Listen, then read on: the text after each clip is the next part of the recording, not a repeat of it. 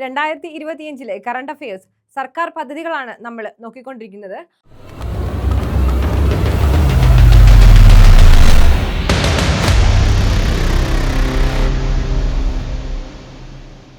അപ്പോൾ നമുക്ക് ബാക്കി സർക്കാർ പദ്ധതികളെ കുറിച്ച് പഠിക്കാം. അപ്പോൾ എല്ലാവരും ശ്രദ്ധിച്ചിരിക്കാം. അടുത്ത സർക്കാർ പദ്ധതിയാണ് എൻ പ്രൗഡ് പദ്ധതി. എന്താണ് എൻ പ്രൗഡ് പദ്ധതി? എന്താണ് എൻ പ്രൗഡ് പദ്ധതി എന്ന് നോക്കാം. കാലഹരണപ്പെട്ടതും അതുപോലെ തന്നെ എന്താണ് ഉപയോഗശൂന്യമായതുമായിട്ടുള്ള മരുന്നുകൾ ശാസ്ത്രീയമായി ശേഖരിച്ച് സംസ്കരിക്കുന്ന പദ്ധതിയാണ് എന്ത് പറയുന്നത്? എൻ പ്രൗഡ് പദ്ധതി എന്ന് പറയുന്നത്. എന്താണ്? കാലഹരണപ്പെട്ടതും അതുപോലെ തന്നെ ഉപയോഗശൂന്യമായിട്ടുള്ള മരുന്നുകൾ ശേഖരിച്ച് ശാസ്ത്രീയമായി ശേഖരിച്ച് അവ എന്ത് ചെയ്യുന്നു? സംസ്കരിക്കുന്ന പദ്ധതിയാണ് എൻ പ്രൗഡ് പദ്ധതി എന്ന് പറയുന്നത്. അതുപോലെ തന്നെ പദ്ധതി ആരംഭിക്കുന്നത് കേരള ഡ്രഗ്സ് കൺട്രോൾ വകുപ്പാണ്. ഈ പദ്ധതി ആരംഭിക്കുന്നത് കേരള ഡ്രഗ്സ് കൺട്രോൾ വകുപ്പാണ്. അപ്പം എന്താണ് എൻ പ്രൗഡ് പദ്ധതി എന്ന് നമ്മൾ പറഞ്ഞു. ഇത് ആരംഭിക്കുന്നത് ആരാണ്? കേരള ഡ്രഗ്സ് കൺട്രോൾ വകുപ്പാണ് ഈ പദ്ധതി ആരംഭിക്കുന്നത്. ഇനി അടുത്തത് നോക്കാം. എന്താണ് പ്രതിഭാ പദ്ധതി? എന്താണ് പ്രതിഭാ പദ്ധതി? എന്താണ് പ്രതിഭാ പദ്ധതി നോക്കാം. ട്രാൻസ്ജെൻഡർ വിഭാഗത്തിലെ കലാകായിക മേഖലകളിൽ മികവ് തെളിയിച്ച സാമ്പത്തികമായി പിന്നോക്കം നിൽക്കുന്നവർക്ക് സഹായം ലഭ്യമാക്കുന്ന പദ്ധതിയാണ് എന്ത് എന്ന് പറയുന്നത്? പ്രതിഭാ പദ്ധതി എന്ന് പറയുന്നത്. എന്താണ്? ട്രാൻസ്ജെൻഡർ വിഭാഗത്തിലെ കലാകായിക മേഖലകളിൽ മികവ് തെളിയിച്ച സാമ്പത്തികമായി പിന്നോക്കം നിൽക്കുന്നവർക്ക് സഹായം ലഭ്യമാക്കുന്ന പദ്ധതിയാണ് എന്ത്? പ്രതിഭാ പദ്ധതി എന്ന് പറയുന്നത്. ഈ പദ്ധതി നടപ്പിലാക്കുന്നത് കേരള സാമൂഹ്യ നീതി വകുപ്പാണ്. ആരാണ്? കേരള സാമൂഹ്യ നീതി വകുപ്പാണ് ഈ പദ്ധതി നടപ്പിലാക്കുന്നത്. ഓക്കെ, നമുക്ക് അടുത്ത പദ്ധതി ഏതാണെന്ന് നോക്കാം. ശ്രദ്ധിച്ചിരിക്കണം. ഹെൽത്തി പ്ലേറ്റ് പദ്ധതി. എന്താണ് ഹെൽത്തി പ്ലേറ്റ് പദ്ധതി എന്ന് നോക്കാം. ശ്രദ്ധിച്ചിരിക്കുക. ആരോഗ്യകരമായ ഭക്ഷണശീലം വളർത്തിയെടുക്കുന്നതിനും ജീവിതശൈലി രോഗങ്ങൾ നിയന്ത്രിക്കുന്നതിനുമായി ആരംഭിച്ച പദ്ധതിയാണ് ഹെൽത്തി പ്ലേറ്റ് പദ്ധതി. ഈ പദ്ധതി ആരംഭിച്ചത് മലപ്പുറം ജില്ലാ ഭരണകൂടമാണ്. എന്താണ്? ആരോഗ്യകരമായിട്ടുള്ള ഭക്ഷണശീലം വളർത്തിയെടുക്കുന്നതിനും ജീവിതശൈലി രോഗങ്ങൾ നിയന്ത്രിക്കുന്നതിനുമായിട്ട് ആരംഭിച്ച പദ്ധതിയാണ് ഹെൽത്തി പ്ലേറ്റ് പദ്ധതി. ഈ പദ്ധതി ആരംഭിക്കുന്നത് മലപ്പുറം ജില്ലാ ഭരണകൂടമാണ്. അപ്പോൾ നമുക്ക് അടുത്ത് നോക്കാം. ശ്രദ്ധിച്ചിരിക്കുക. എന്താണ്? പളുങ്ക് ചിത്രകഥാ പുസ്തകം. കുട്ടികളിൽ മാലിന്യമുക്ത സംസ്കാരവും അതുപോലെ തന്നെ എന്താണ് അവബോധവും വളർത്തുന്നതിനായിട്ട് തയ്യാറാക്കിയ ചിത്രകഥാ പുസ്തകമാണ് ഏത്? പളുങ്ക് ചിത്രകഥാ പുസ്തകം. ഓക്കെ, അത് പുസ്തകം തയ്യാറാക്കിയത് എവിടെയാണ്? വെട്ടിക്കവല ബ്ലോക്ക് പഞ്ചായത്താണ്. കൊല്ലം ജില്ലയിലെ വെട്ടിക്കവല ബ്ലോക്ക് പഞ്ചായത്താണ് എന്ത്? പളുങ്ക് ചിത്രകഥാ പുസ്തകം തയ്യാറാക്കിയിരിക്കുന്നത്. മാലിന്യമുക്ത നവകേരള ക്യാമ്പയിനുമായി ബന്ധപ്പെട്ടാണ് ഈ പുസ്തകം തയ്യാറാക്കിയിരിക്കുന്നത്. എന്താണ്? എന്തുമായിട്ട് ബന്ധപ്പെട്ടാണ്? മാലിന്യമുക്ത നവകേരളം ക്യാമ്പയിനുമായിട്ട് ബന്ധപ്പെട്ടാണ് ഈ പുസ്തകം തയ്യാറാക്കിയിരിക്കുന്നത്. അപ്പോ അടുത്തത് നോക്കാം. ശ്രദ്ധിച്ചിരുന്നേ. എന്താണ് കേരള കെയർ? കേരള കെയർ എന്താണെന്ന് നോക്കാം. കേരളത്തിലെ സർക്കാർ സന്നദ്ധ മേഖലകളിൽ പ്രവർത്തിക്കുന്ന മുഴുവൻ പാലിയേറ്റീവ് കെയർ യൂണിറ്റുകളുടെയും ഏകോപനം ലക്ഷ്യമിട്ട് ആരംഭിച്ച സാന്ത്വന പരിചരണ ഗ്രിഡാണ് എന്ത് എന്ന് പറയുന്നത്? കേരള കെയർ എന്ന് പറയുന്നത്. എന്താണ് കേരള കെയർ? ശ്രദ്ധിച്ചേ. കേരളത്തിലെ സർക്കാർ സന്നദ്ധ മേഖലകളിൽ പ്രവർത്തിക്കുന്ന മുഴുവൻ പാലിയേറ്റീവ് കെയർ യൂണിറ്റുകളുടെയും ഏകോപനം ലക്ഷ്യമിട്ട് ആരംഭിച്ച സാന്ത്വന പരിചരണ ഗ്രിഡാണ് എന്ത് എന്ന് പറയുന്നത്? കേരള കെയർ എന്ന് പറയുന്നത്. സമഗ്ര പാലിയേറ്റീവ് കെയർ കർമ്മ പദ്ധതി പ്രകാരമാണ് എന്ത്? സാന്ത്വന പരിചരണ ഗ്രിഡ് സ്ഥാപിച്ചത്. അപ്പൊ എന്താണ് കേരള കെയർ? കേരളത്തിലെ സർക്കാർ സന്നദ്ധ മേഖലകളിൽ പ്രവർത്തിക്കുന്ന മുഴുവൻ പാലിയേറ്റീവ് കെയർ യൂണിറ്റുകളുടെയും ഏകോപനം ലക്ഷ്യമിട്ട് ആരംഭിച്ച സാന്ത്വന പരിചരണ ഗ്രിഡാണ് എന്ന് പറയുന്നത് കേരള കെയർ എന്ന് പറയുന്നത്. ഓക്കെ, അപ്പൊ അടുത്തതിലേക്ക് നോക്കാം. ശ്രദ്ധിച്ചിരുന്നേ. അടുത്തത് 44 നദി ശുചീകരണ യജ്ഞം. അടുത്ത എന്താണ്? 44 നദി ശുചീകരണ യജ്ഞം. എന്താണ് 44 നദികൾ ശുചീകരണ യജ്ഞം എന്ന് നോക്കാം. ശ്രദ്ധിച്ചിരുന്നേ. സ്കൂൾ കുട്ടികളുടെ നേതൃത്വത്തിൽ സന്നദ്ധ സംഘം രൂപീകരിച്ച് നദികൾ മാലിന്യമുക്തമാക്കുന്നതിന് വേണ്ടി ആരംഭിച്ച ശുചീകരണ യജ്ഞമാണ് എന്ത് എന്ന് പറയുന്നത്? 44 നദികൾ ശുചീകരണ യജ്ഞം എന്ന് പറയുന്നത്. അപ്പം 8 മുതൽ 12 വരെ ക്ലാസ്സുകളിൽ പഠിക്കുന്ന കുട്ടികളെ ഉൾപ്പെടുത്തിയാണ് പരിപാടി സംഘടിപ്പിക്കുന്നത്. എന്താണ്?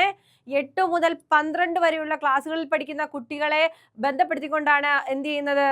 ഈ ഒരു പരിപാടി ഉൾപ്പെടുത്തിക്കൊണ്ടാണ് ഈ ഒരു പരിപാടി എന്ത് ചെയ്യുന്നത്? ആസൂത്രണം ചെയ്തിരിക്കുന്നത്. എന്താണ്?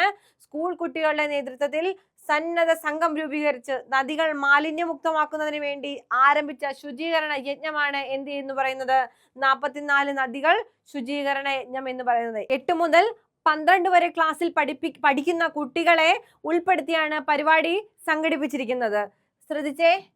അതുപോലെ തന്നെ പദ്ധതി നടപ്പിലാക്കുന്നത് വിവ വൈഡ് ഇൻസ്പിറേഷൻ വൈഡ് ആസ്പിറേഷൻ ആണ് എന്ത് ചെയ്യുന്നത്, ഈ പരിപാടി നടപ്പിലാക്കുന്നത്. വിവ വൈഡ് ഇൻസ്പിറേഷൻ വൈഡ് ആസ്പിറേഷൻ ആണ് പദ്ധതി നടപ്പിലാക്കുന്നത്. നബാർഡിന്റെ പദ്ധതി നിർവഹണ ഏജൻസിയാണ് വിവ എന്ന് പറഞ്ഞാൽ. വിവ എന്ന് പറഞ്ഞാൽ എന്താണ്?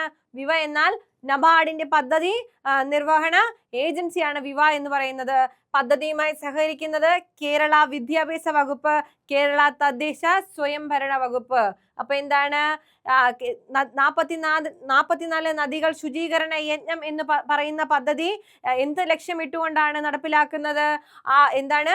മാലിന്യമുക്തമാക്കുന്ന നദികൾ മാലിന്യമുക്തമാക്കുന്നതിന് വേണ്ടിയിട്ട് ആരംഭിച്ച ശുചീകരണ യജ്ഞം 8 മുതൽ 12 വരെ ക്ലാസ്സുകളിൽ പഠിക്കുന്ന കുട്ടികളെ ഉൾപ്പെടുത്തിക്കൊണ്ട് എന്ത് ചെയ്യുന്നു? ഈ മാലിന്യമുക്ത പരിപാടി നദികളിലെ മാലിന്യമുക്തത്തിന് വേണ്ടി, നദികളെ മാലിന്യമുക്തമാക്കുന്നതിന് വേണ്ടിയിട്ട് സംഘടിപ്പിച്ച അല്ലെങ്കിൽ ആരംഭിച്ച ശുചീകരണ യജ്ഞം.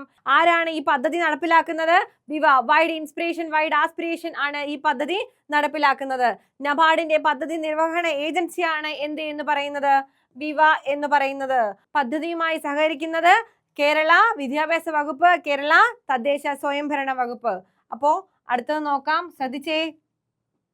ഇനി എന്താണ് ഓപ്പറേഷൻ ക്ലീൻ സ്റ്റേറ്റ് എന്ന് നോക്കാം.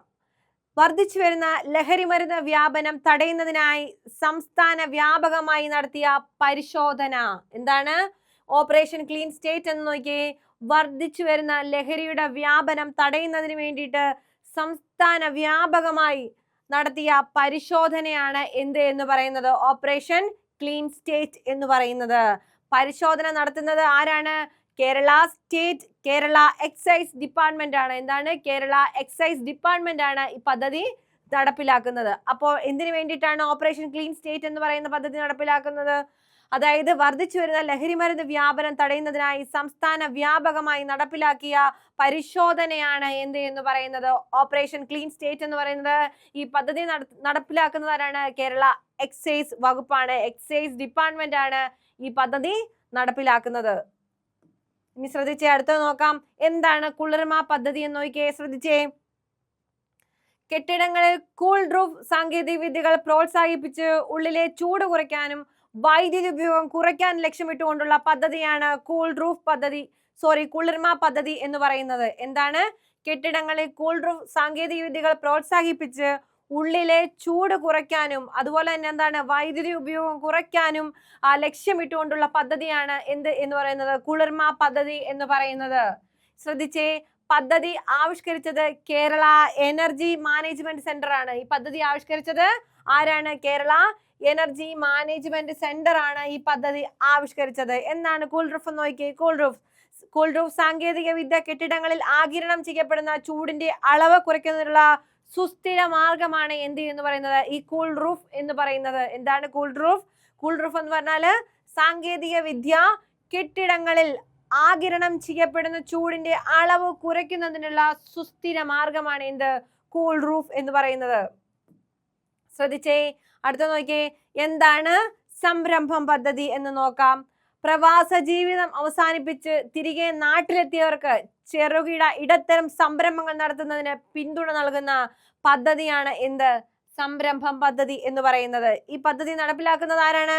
കേരള സംസ്ഥാന വ്യവസായ വികസന കോർപ്പറേഷന് അസാപ്പ് കേരളയും സംയുക്തമായി ചേർന്നുകൊണ്ടാണ് എന്ത് ഈ പദ്ധതി, ഏത് പദ്ധതി? സംരംഭം പദ്ധതി നടപ്പിലാക്കുന്നത്.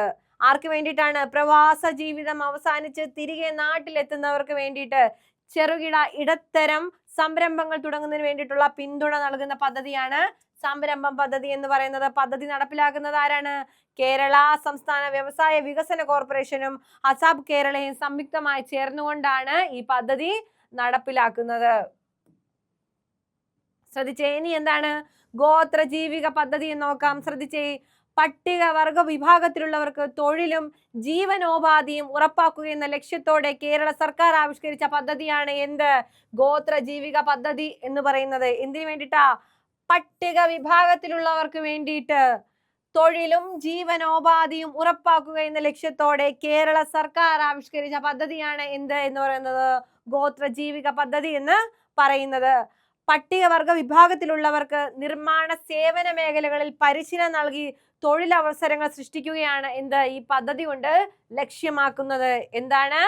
പട്ടികവർഗ വിഭാഗത്തിലുള്ളവർക്ക് നിർമ്മാണ സേവന മേഖലകളിൽ പരിശീലനം നൽകി തൊഴിലവസരങ്ങൾ സൃഷ്ടിക്കുന്ന പദ്ധതിയാണ് എന്ത് പറയുന്നത്? ഗോത്രജീവിക പദ്ധതി എന്ന് പറയുന്നത്. ശ്രദ്ധിച്ചേ, പദ്ധതി നടപ്പിലാക്കിയത് ആരാണ്? കേരള പട്ടികവർഗ വികസന വകുപ്പാണ് ഈ പദ്ധതി നടപ്പിലാക്കുന്നത്. ഏത് പദ്ധതി? ഗോത്രജീവിക പദ്ധതി നടപ്പിലാക്കുന്നത് ആരാണ്? കേരള പട്ടികവർഗ വികസന വകുപ്പാണ് എന്ത് ചെയ്യുന്നത്? ഈ പദ്ധതി നടപ്പിലാക്കുന്നത്. പദ്ധതിയുടെ മേൽനോട്ടം വഹിച്ചത് സെന്റർ ഫോർ മാനേജ്മെന്റ് ഡെവലപ്മെന്റ് ആണ്. എന്താണ്? സെന്റർ ഫോർ മാനേജ്മെന്റ് ഡെവലപ്മെന്റ് ആണ് ഈ പദ്ധതിയുടെ മേൽനോട്ടം വഹിച്ചത്. ഏത് പദ്ധതി? ഗോത്രജീവിക പദ്ധതി. എന്താണ് ഗോത്രജീവിക പദ്ധതി? പട്ടികവർഗ വിഭാഗത്തിലുള്ളവർക്ക് തൊഴിലും ജീവനോപാധിയും ഉറപ്പാക്കുക എന്ന ലക്ഷ്യത്തോടെ കേരള സർക്കാർ ആവിഷ്കരിച്ച പദ്ധതിയാണ് ഗോത്രജീവിക പദ്ധതി എന്ന് പറയുന്നത്. അതിലൂടെ എന്ത് ചെയ്യുന്നു? നിർമ്മാണ സേവന മേഖലകളിൽ പരിശീലനം നൽകിക്കൊണ്ട് കൂടുതൽ തൊഴിലവസരങ്ങൾ സൃഷ്ടിക്കുക എന്നതാണ് ഈ പദ്ധതിയുടെ ലക്ഷ്യം എന്ന് പറയുന്നത്. ഈ പദ്ധതി നടപ്പിലാക്കുന്നത് കേരള പട്ടികവർഗ വികസന വകുപ്പും അതുപോലെ തന്നെ മേൽനോട്ടം വഹിച്ചത് സെന്റർ ഫോർ മാനേജ്മെന്റ് ഡെവലപ്മെന്റും ആണ്. അപ്പൊ എന്താണ്? നമ്മള് സർക്കാർ പദ്ധതികളാണ് നോക്കിക്കൊണ്ടിരിക്കുന്നത് അല്ലേ? അപ്പോൾ ഇതുപോലുള്ള ആനുകാലിക വിവരങ്ങൾ നിങ്ങളിലേക്ക് കൃത്യമായി എത്തുന്നതിന് നമ്മുടെ ചലഞ്ചർ ആപ്പിന്റെ യൂട്യൂബ് ചാനൽ സബ്സ്ക്രൈബ് ചെയ്യുക. അതുപോലെ തന്നെ നമ്മുടെ ഇൻസ്റ്റഗ്രാം പേജ് ഫോളോ ചെയ്യുക. നമ്മുടെ ടെലഗ്രാമിൽ ജോയിൻ ചെയ്യുക. നമ്മുടെ കോഴ്സുകൾ കൃത്യമായിട്ട് പർച്ചേസ് ചെയ്യുക. അപ്പോൾ ഇതുപോലുള്ള ആനുകാലിക വിഷയവുമായി ഞാൻ ഇനിയും വരുന്നതായിരിക്കും. നന്ദി, നമസ്കാരം.